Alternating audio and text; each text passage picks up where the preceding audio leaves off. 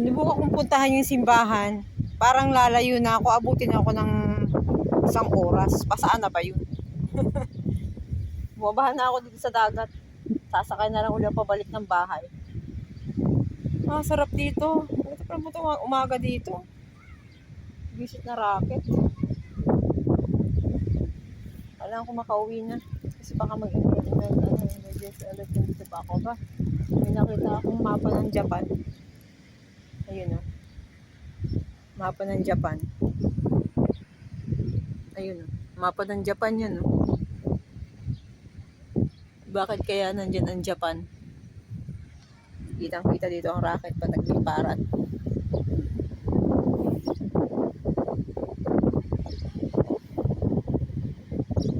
Papaitim na ako.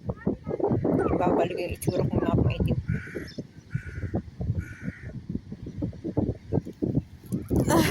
Lalakad na ako.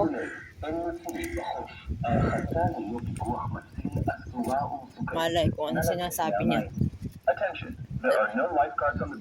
Oh. Kaya nga hindi na ako maliligo. Dangerous, walang lifeguard. May kubo-kubo pa dito. Maganda.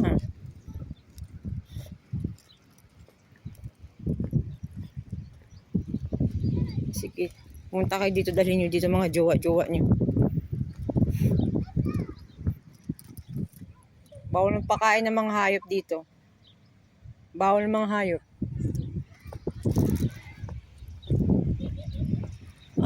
May pathway sila. Naglakad ka may ng prinsesa. Ang tanong, hindi ko alam kung meron dito human shield.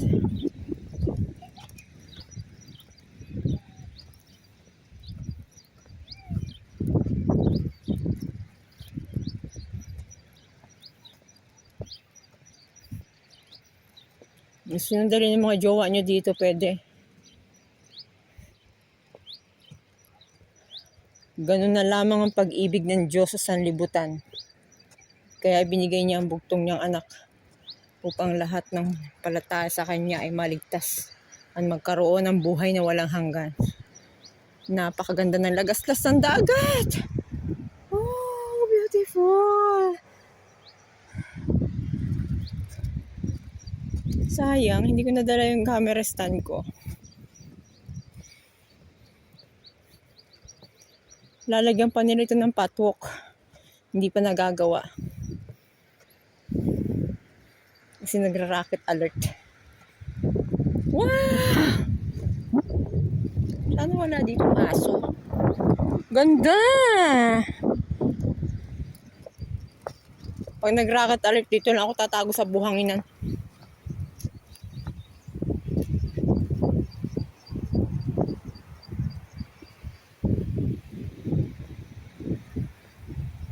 Hindi mo naiintindihan.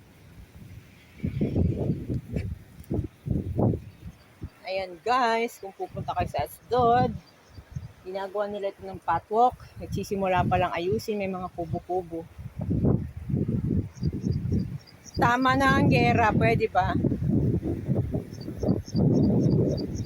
Hindi ako mabubuhay dito, walang tubig dito. Makakahuli ako ng isda, pero anong inumin kong tubig? Ulan.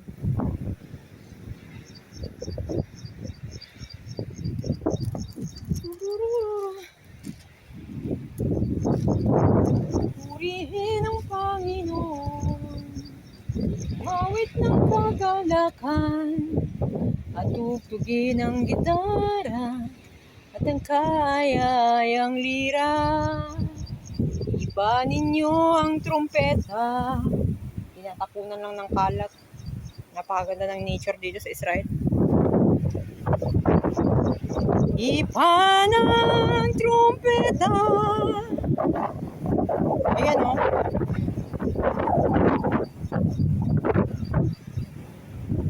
Okay. Bye-bye. Uwi na ako.